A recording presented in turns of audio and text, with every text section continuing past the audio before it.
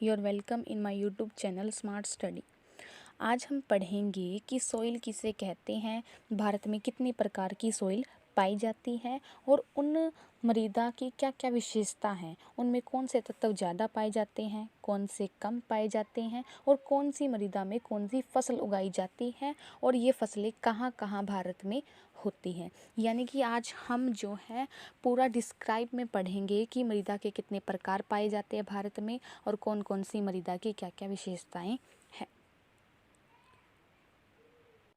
सबसे पहले हमें ये पता होना चाहिए कि मृदा कहते किसे हैं। मृदा पृथ्वी की सबसे ऊपरी सतह है, यानी कि पृथ्वी की या फिर भूपृष्ठ। भूपृष्ठ का मतलब होता है भूमि का ऊपरी भाग, जिस पर कार्बनिक और अकार्बनिक कार्बनिक और अकार्बनिक कणों के मिश्रण को ही हम मृदा कहते हैं, मिट्टी कहते हैं। यानी कि जो मिट्टी होती है उसका निर्माण कैसे होता है। मिट्टी का निर्माण जो है चट्टान इतनी बड़ी होती है, उसके टूटने फूटने से बार बार चट्टान का अपरदन होता रहता है, वो टूटती रहती है समय के अनुसार और एक टाइम ऐसा आता है कि वो चट्टान के टूटने से चूर्ण बन जाती है उस चट्टान की बिल्कुल, और उसे ही हम मिट्टी कहते हैं। और उस मिट्टी में फिर उस चट्टान के टूटने के बाद उस चूर्ण में समय के अनुसार जो है जीव जंतु के मरने के बाद उनके अवशेष वो भी मिट्टी में मिल जाते हैं, और जो है पौधे हैं, जीव जंतु हैं, वो भी जो है मरने के बाद उसमें मिल जाते हैं, जिससे मृदा बनती है। मृदा 4 तत्वों से मिलकर बनी होती है। एक तो खनिज पदार्थ, चट्टान से तो बनती है मृदा। जैविक पदार्थ यानी कि जीव जंतु, पेड़ पौधे, हवा, जल से मिट्टी बनती है।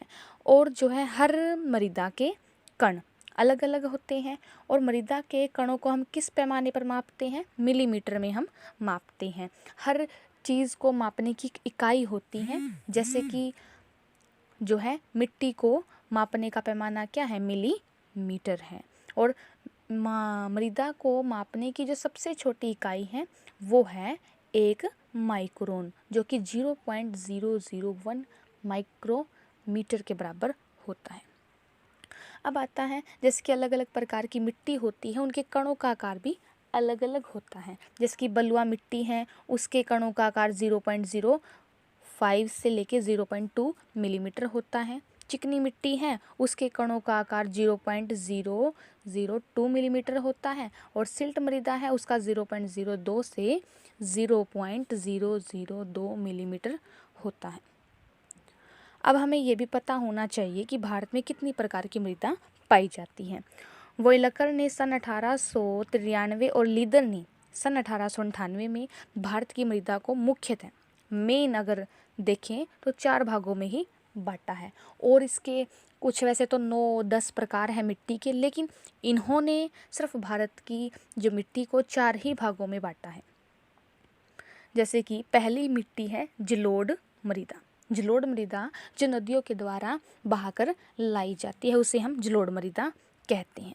जलोढ़ मृदा भारत में सबसे ज़्यादा पाई जाने वाली मिट्टी है। ये भारत में पाई जाती है 43.36%, यानी कि पूरे भारत में सबसे ज़्यादा कौन सी मृदा पाई जाती है, जलोढ़ मृदा। जलोढ़ मृदा कितने परसेंट पाई जाती है, 43.36% भारत में पाई जाती हैं। अब हमें ये पता होना चाहिए कि इस मिट्टी में कौन से तत्व ज़्यादा मात्रा में और कौन से तत्व की कमी होती है। इसमें फास्फोरस सबसे ज़्यादा पाया जाता है और ह्यूमस सबसे ज़्यादा पाया जाता है। इसमें पोटाश की कमी होती है, और इसमें लगभग हर तरह की फसल हम उगा सकते हैं। इसमें मोस्टली तो गेहूं और चावल के लिए ये बहुत फेमस है। और इसके अलावा इसमें हम तिलहन, दिलहन, फल, सब्जियां, मक्का, गन्ना और फसलें भी उगा सकते हैं। ये जो जलोढ़ मृदा है ये ज़्यादातर वहाँ पर पाई जाती हैं जहाँ पर नदियाँ बहकर आती हैं और अपने साथ बहुत सारी मिट्टी, बहुत सारी जो है अवसाद लेकर आती हैं। जैसे कि ज़्यादातर ये जो मिट्टी है, ये जलोढ़ मृदा है, ये मिलेगी नदी के किनारे, तटीय मैदानों के पास। जलोढ़ गंगा ब्रह्मपुत्र का मैदान, नर्मदा का मैदान, तटीय मैदान, यहाँ पर जलोढ़ मृदा पाई जाती है। अब भारत में दूसरे नंबर पर सबसे ज़्यादा पाई जाने वाली मिट्टी है लाल मृदा। लाल मृदा, लाल मृदा भारत में 18.5% पाई जाती है। अब ये लाल मृदा कौन सी फसल के लिए फेमस है? ये है, लाल मृदा में गन्ना, चावल, ज्वार, दलहन, गेहूँ, कपास, आलू, फल आदि बहुत सारी फसलें इसमें भी हम उगा सकते हैं, लेकिन स्पेशली ये गन्ना के लिए, तंबाकू के लिए, ज्वार के लिए फेमस है। ये कहाँ कहाँ पर पाई जाती है? ये पाई जाती है महाराष्ट्र, तमिलनाडु, कर्नाटक, आंध्र प्रदेश, छत्तीसगढ़, ओडिशा, झारखंड, उत्तर प्रदेश, राजस्थान, नागालैंड, यानी कि 7 सिस्टर जो है ना भारत की, वहाँ पर तो लगभग हर राज्य में पाई जाती है लाल मिट्टी। अब ये लाल क्यों होती है? ये लाल होती है फेरिक ऑक्साइड के कारण। और जो है इसमें किस चीज़ की कमी होती है? इसमें कमी होती है मैग्नीशियम की, पोटास की, फास्फेट की और नाइट्रोजन की, इसमें कमी होती है। अब थर्ड जो मृदा है जो कि भारत में तीसरे नंबर पर सबसे ज़्यादा पाई जाती है वो है काली मिट्टी, ब्लैक सॉइल। वो कितने % पाई जाती है? 15%। अब काली मिट्टी में सबसे ज़्यादा कौन सी फसल उगाने पर लाभ मिलता है? वो है कपास। कपास के लिए सबसे ज़्यादा अच्छी जो मिट्टी मानी जाती है वो है काली मिट्टी। अब जो काली मिट्टी है इसमें और क्या फसल उगा सकते हैं हम? इसमें कपास, तंबाकू, गेहूँ, ज्वार और खट्टे पदार्थ जैसे कि नींबू, संतरा, ये सब। और ये कहाँ पर पाई जाती है? वैसे तो काली मिट्टी पूरे भारत में सबसे ज़्यादा गुजरात में पाई जाती है, महाराष्ट्र में, आंध्र प्रदेश में, और भी दूसरे राज्य हैं, कर्नाटक है, तमिलनाडु है। ये काली क्यों होती हैं? लोहे के कारण। चूना, कैल्शियम, मैग्नीशियम, एल्यूमिनियम सबसे ज़्यादा इसमें पाई जाती हैं, और नाइट्रोजन और फास्फोरस की इसमें कमी होती है। 4th नंबर पे आती है मरुस्थलीय मृदा। मरुस्थलीय मृदा नॉर्मली पता चल रहा है वहाँ पर ये मिट्टी मिलेगी जहाँ पर पानी की कमी होती है, यानी कि ये मिट्टी रेतीली होती है, सूखी होती है, इसमें पानी की कमी होती है। तो ये भारत में 4.4% पाई जाती है मरुस्थलीय मृदा। जो ये मिट्टी है ये मोस्टली पाई जाती है राजस्थान में, फिर दक्षिण हरियाणा में और पंजाब में। उत्तरी गुजरात जो कि राजस्थान के साथ लगता है वो गुजरात, उस गुजरात में पाई जाती हैं।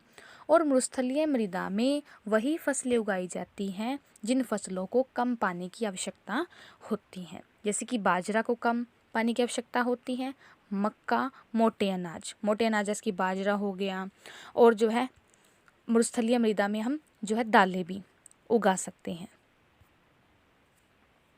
5th नंबर पर आती है लेटराइट मृदा। लेटराइट मृदा जो है ये जो लैटिन शब्द है, ये लेटराइट एक लैटिन शब्द है जो लिया गया लेटर शब्द से।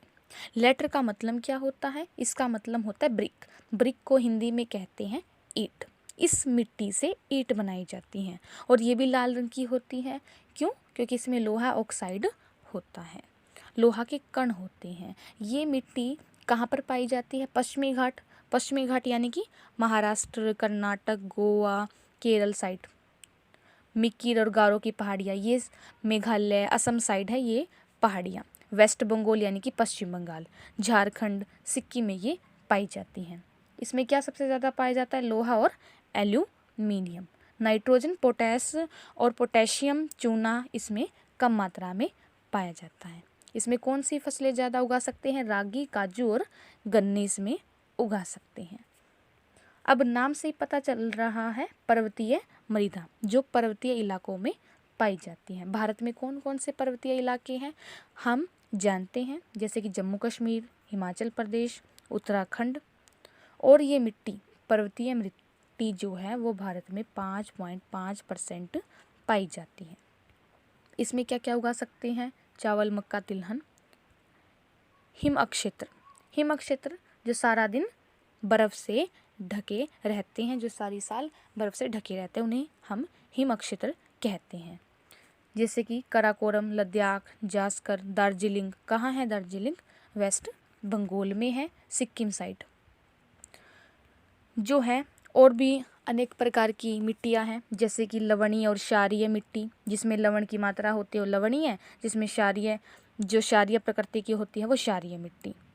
भारत में अनेकों प्रकार की मिट्टी पाई जाती है। भारत में मृदा में भी विभिन्नताएं पाई जाती हैं। आई होप आपको अच्छे से समझ में आया होगा कि मिट्टी किसे कहते हैं और भारत में कौन कौन सी मिट्टियाँ पाई जाती हैं, उनकी क्या क्या विशेषता है, और जो है उनमें कौन से तत्व की कमी है और कौन सा तत्व ज़्यादा मात्रा में है, और ये मिट्टी कहाँ पर पाई जाती हैं और कितने % ये मिट्टी भारत में पाई जाती हैं। Thank you for watching this video and have a nice day.